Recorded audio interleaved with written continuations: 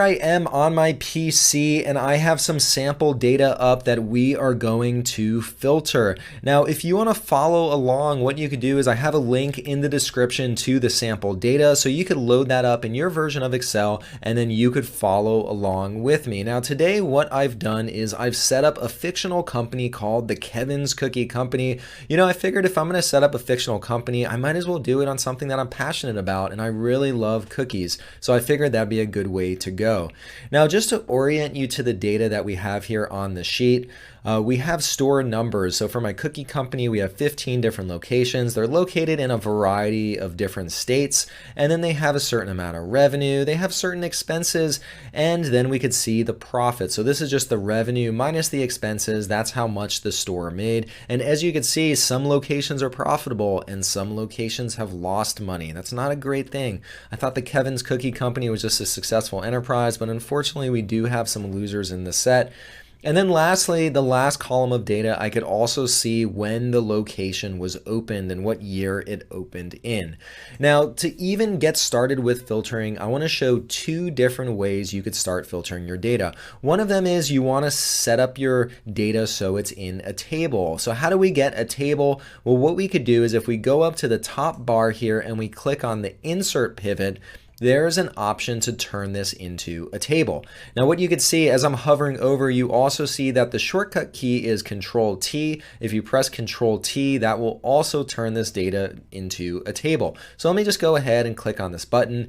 And I get this prompt here that says, where is the data for your table? Well, since I had my selection within the area of the table, Excel assumes that this is my table, and it assumed correctly. Also, when I look at this, my table has headers: store number, state, revenue, expenses, profit loss. These are all my headers here. So I'm going to check that box and I'm going to click on OK.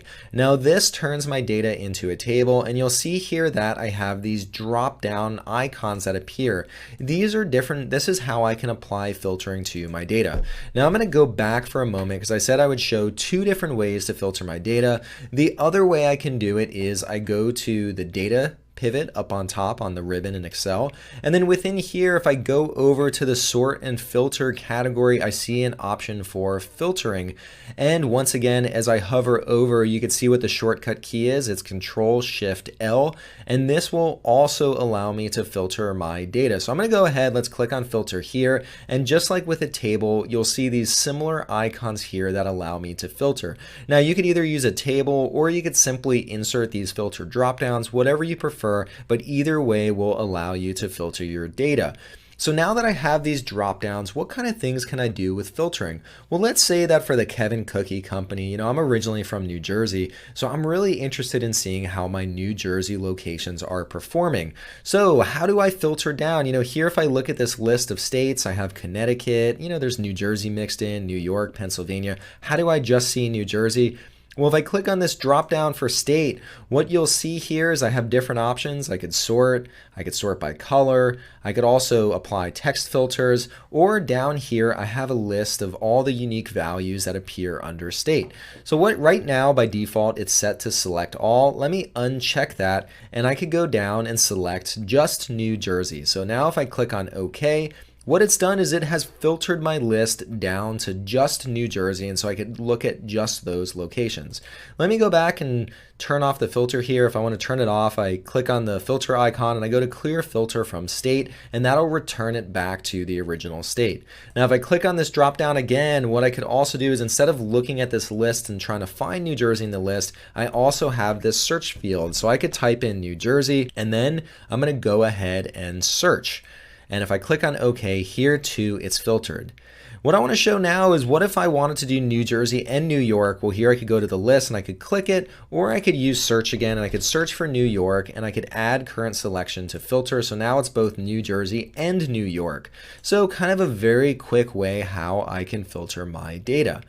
Now what I want to also show, I'm going to turn off the filter here and I'm going to click back on this drop down. What's interesting is not only can I select items here, not only can I search for items, but you'll also see this option that says text filters. Let me click on that and I'll show you how you could filter based on text using Excel. So here within the sub menu, you could search for text that equals something, does not equal something, begins with, ends with, contains. So you have lots of power over how you filter for text. So let's say I wanted to look at all states that start with an N. I could say begins with, and then I could type in an N and I'll click on OK, and this will give me New York and New Jersey. So another way where I could filter based on text.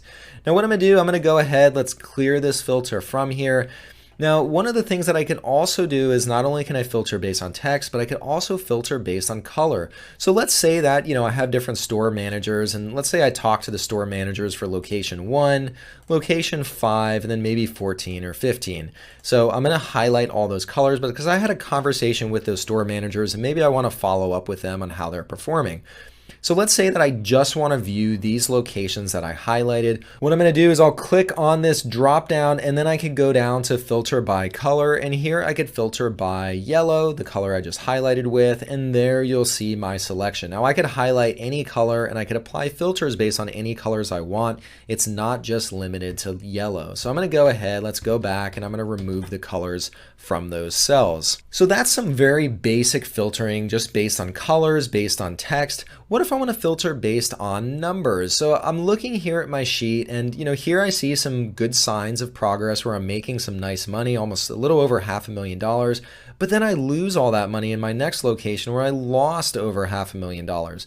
So what I could do is when I click on this filter, what I can do is I can filter it down to just the locations that have lost money. So maybe I need to follow up with these locations, maybe give some additional training, or maybe I even consider closing some of these locations since they seem to be losing money and some of these have been open for a while. So what I'm going to do is I'm going to click on the filter again, and we have a section here called number filters, and within number filters what I can do is here I could do it equals something, it does not equal, greater than, less than, I could do top 10, above average, below average. So there are lots of different filters I can apply. Now I want to look at just stores that have lost money. So what I want to do is I want to do less than or equal to, and I'll just say 0. Click on OK, and now this will filter down the view to all of my locations that have lost money. So once again, maybe I might want to follow up with the manager here and figure out what's going on.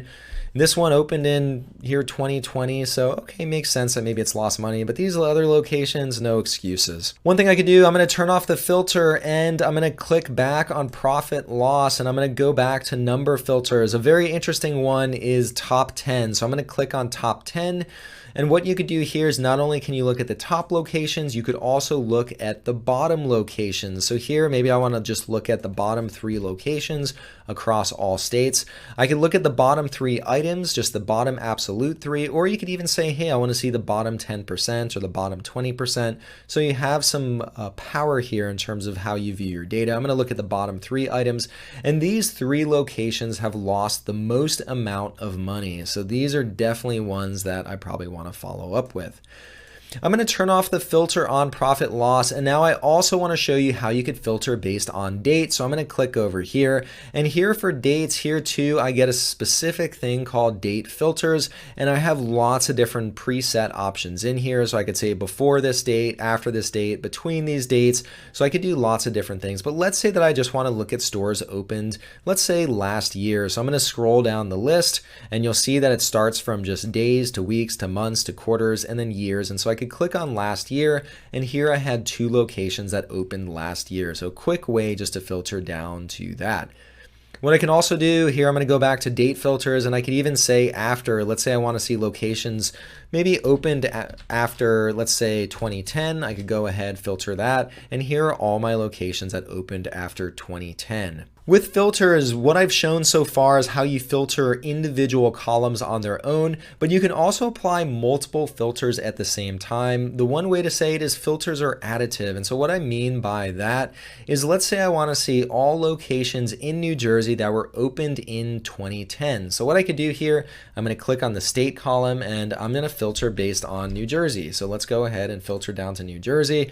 And then I'm going to click on this year opened, and I am going to just select 2010, and I had one location in New Jersey that opened in 2010. This shows how I can filter multiple items at once. I filtered both the state and I also filtered the year open. So you can apply as many filters as you want as you're going through this. As you remove filters, you can remove it from one column, and then I could go back here and I could remove it to another column to get me back to where I was. Alternatively, what you could do is, let's say you want to remove all filters. What I'm going to do is I'm going to click on the data pivot here, and then I could go up to clear, and that will also turn off all of the filters.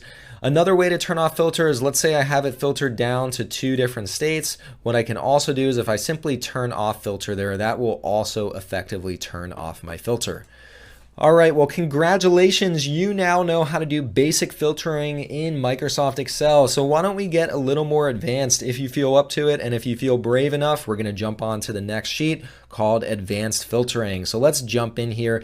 It's the same exact data that I had on the previous sheet, but now I want to show some fancy advanced functionality. What I want to do here, let's say that I have a list of store numbers. So I have this list of store numbers 1, 5, 13, and 15. What if I want to filter my data just to these numbers? Well, we just learned in our basic filtering here, if I go up to the filter option here, I'm going to turn on the filter. What I could do is I could go through and say, well, I want 5, I want 13, 5, I want 13, I want 15. But let's say I had a massive list. That would take too long. And this is the advanced sheet. So how do we make this even easier? Well, what I'm going to do is there's an option up here by filtering called advanced. That sounds promising.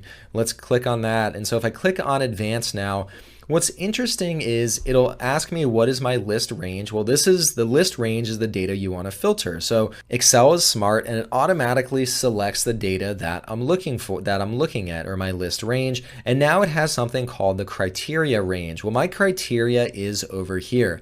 Now, one thing to call out before I do this, for the criteria range, the header of the criteria range has to match one of the headers of your list range. In this case, I have the store number header in my criteria range, and it matches this store number header over here in my list range. So let's go ahead. I'm going to select all these store numbers, and now I'm going to click on OK. And what you'll see happened is it filtered down to store 1, 5, 13, and 15. It was all the same numbers that I had in this advanced range over here. Now, if I click on clear, this now will remove the filtering again, and I'm back to where I started from. What you can do is here in this example, I simply showed how you can do advanced filtering based on one column, but you could have 2 columns or 3 columns, any number of columns, and you could use that as your criteria range. The one thing to keep in mind is that the column header here in the criteria range has to match the column headers of the list range. That is advanced filtering. Now we're going to jump on to the final part of this, which is the new filter function. So I'm going to jump into the filter function worksheet. And here, once again, you'll see similar data to what we looked at before in basic and advanced.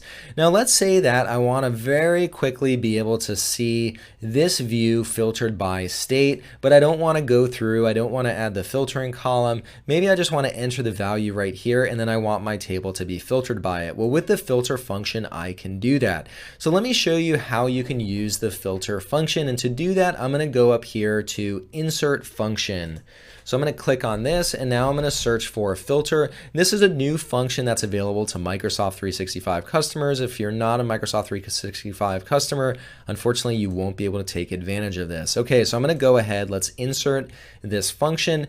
And I'm going to walk through exactly what we're going to insert here. So once again, I said I want to filter my data based on the state that I have entered in this cell. So what I'm going to do is it asks for the array. Well, the array is my data set, and so I'm going to go ahead and select this array of data. And in this case, I did not select the column headers. Next, it's asking me what I want to include. What this is it's going to look at my data and it's going to make a determination of true or false. And so basically what it is what is the data that I'm filtering on. So I'm going to select this column. This is the column I'm filtering on. And then I want it to look for New Jersey. So I'm going to put in an equal sign, and I'm going to go ahead and select this cell reference, I1. I could also simply, if I wanted to, I could also type in New Jersey. But in this case, I want to insert a cell reference. And if it's empty, what I'm going to do is I'm going to insert quotes, and I'm just going to enter 2 quotes. So basically returns an empty string. And now I'm going to click on OK. And what this has done now is it filtered my data based on New Jersey. Now, the neat thing about using the filter function is, let's say I change this to New York. it'll automatically update my table, or maybe Connecticut, there it'll automatically update my table. You get the idea. It's a very quick way to filter the data. And here if I enter, let's say California, where I have no locations, it'll return the empty string that I entered in, and I'll just bring back New Jersey.